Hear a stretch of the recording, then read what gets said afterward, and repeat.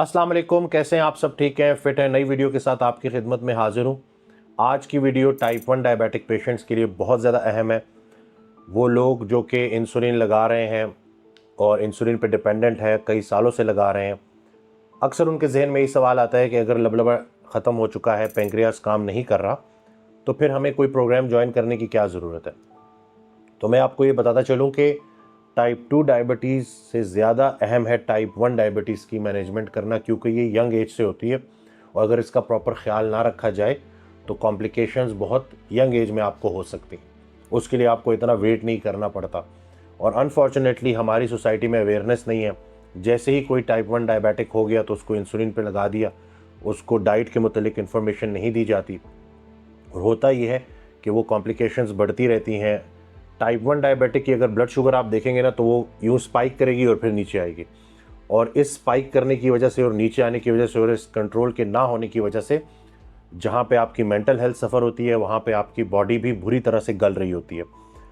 Type 1 diabetic लोग जो इस वक्त मुझे सुन रहे हैं, आपने सबसे पहले अपना सी पेप्टाइड टेस्ट कराना है अगर वो आज तक नहीं हुआ, ताकि हमें एग्जैक्ट पता चले कि हम कहाँ पे खड़े हैं, हमारा पेंक्रियास कितना काम कर रहा है। उसको कराने के बाद आपने जो सबसे पहली चीज़ समझनी है कि टाइप 1 डायबिटीज़ हो, टाइप 2 डायबिटीज़ हो, दोनों डाइटरी डिजीज़ हैं।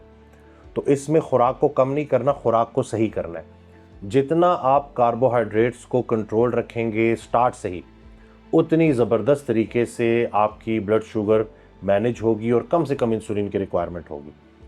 चूँकि ऐसा होता नहीं, इसलिए बहुत ज़्यादा इंसुलिन लगाने की वजह से इंसुलिन रिसेप्टर डैमेज हो रहे होते हैं। GLUT4 रिसेप्टर्स होते हैं हमारे मसल्स के ऊपर। इंसुलिन आती है, GLUT4 रिसेप्टर पे चिपकती है, दरवाज़ा खुलता है और ग्लूकोज अंदर चली जाती है। तो मसला इंसुलिन का नहीं है, मसला जो है वो इंसुलिन के प्रॉपर फंक्शन ना करने का है, इंसुलिन रेजिस्टेंस का है। जो टाइप 1 डायबिटिक लोग होते हैं, जब वो बाहर से इंसुलिन लगा रहे होते हैं, तो वो जो बाहर से इंसुलिन लग रही होती है उसके खिलाफ इंसुलिन रेजिस्टेंस डेवलप हो जाती है। यानी कि एक तो पेंक्रियास काम नहीं कर रहा और उसके साथ साथ जो बाहर से और एक्स्ट्रा इंसुलिन लग रही है वो भी इतनी ज़्यादा लग रही होती है कि जिसकी वजह से जो रिसेप्टर है वो काम करना छोड़ता है और इंसुलिन रेजिस्टेंस बढ़ जाती है, जिसकी वजह से यंग एज में हार्ट अटैक, इसी तरह से पैरों का कटना, इसी तरह से आपकी जितनी भी कॉम्प्लिकेशंस है, पेरिफेरल न्यूरोपैथी, जो भी डायबिटीज़ के साथ चल रही होती है, ये लोग फेस करते हैं।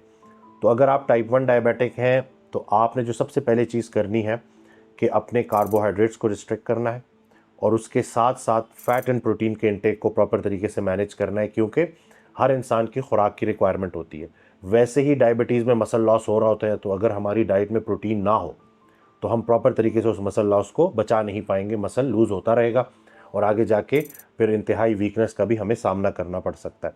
अब जो टाइप 1 डायबिटिक लोग होते हैं उनको ऑलरेडी मसल लॉस हो गया होता है, जब वो हमारे पास आते हैं तो बहुत कम वेट में आते हैं और वो ये एक्सपेक्ट कर रहे होते हैं कि हमें बस फ़ौरन से कोई डाइट दो कि जिसमें हमारी डायबिटीज़ भी मैनेज हो और हमारा वज़न भी बढ़े। तो ये दोनों चीज़ें एक साथ पॉसिबल नहीं है।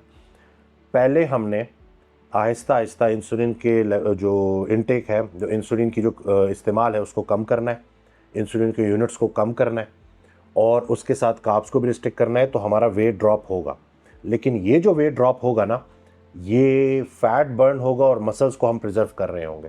और एक दफ़ा जब आपकी HbA1c 5.7 से नीचे आ गई, इंसुलिन कम से कम हो गई, अब हम through reverse dieting slowly gradually protein intake बढ़ा के, थोड़े से कार्ब्स को बढ़ा के वेट को गेन कर सकते हैं। और वेट भी हमने वो गेन करना है जो हमारा मसल है, फैट नहीं। तो इसलिए बहुत सारे लोग जब ज्वाइन करते हैं तो वो बहुत एक्सपेक्टेशंस उनकी ना थोड़ी सी रियलिस्टिक नहीं होती। वो कहते हैं कि बस फ़ौरन से हमें रिजल्ट्स मिले। तो अगर आपने 10-15 साल इंसुलिन लगाई है और उस 10-15 साल के इंसुलिन लगाने की वजह से रिसेप्टर डैमेज हुए हैं, तो रिसेप्टर को वापस काम करने में टाइम लगेगा। तो पहला आपका क्या होना चाहिए कि पहले मैंने अपनी डायबिटीज़ को मैनेज करना है थ्रू डाइट, और फिर एक दफ़ा जब HbA1c नॉर्मल आ गई है, लिपिड प्रोफाइल आपका ठीक हो गया है, प्रॉपर तरीके से आपको जो मेटाबॉलिक फ़ायदे हैं वो मिल चुके हैं, रिसेप्टर्स आपके फंक्शनल हो गए, अब हम स्लोली ग्रेजुअली वेट गेन की तरफ जा सकते हैं। तो वो तमाम लोग जो टाइप 1 डायबिटिक हैं, जिनको डाइट की अवेयरनेस नहीं है, जो स्ट्रेंथ ट्रेनिंग नहीं करते, वो लाजमी हमारा प्रोग्राम ज्वाइन करें। उनको इस प्रोग्राम से इंशाल्लाह बहुत फ़ायदा होगा। वीडियो को ज़्यादा शेयर कीजिएगा, दुआ में याद रखिएगा, अपना बहुत ख्याल रखिएगा। अल्लाह हाफ़िज़।